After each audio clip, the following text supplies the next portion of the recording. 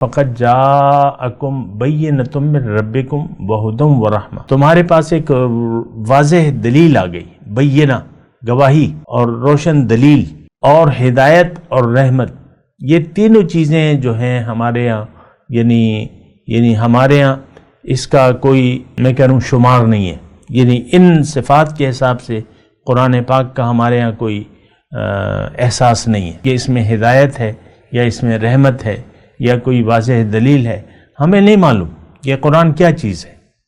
اور نہ ہمیں اس کی ضرورت محسوس ہوتی ہے، اور اس کی وجہ میں آپ کو بتاتا رہتا ہوں کہ نفس ہم پر غالب ہے، اور ہمارا قبلہ اور کعبہ اس وقت دنیا ہے،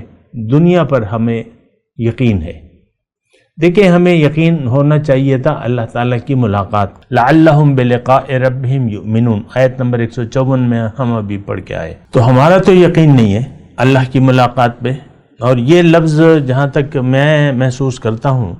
آج کل کے زمانے میں یہ لفظ ہمارے لیے بالکل نیا ہے، جو رب کی ملاقات۔ تو رب کی ملاقات کی تو کوئی ہمارے خواب و خیال میں بھی نہیں ہے، اور نہ اس پر ہمیں یقین ہے، نہ اس کے لیے کوئی تیاری ہے۔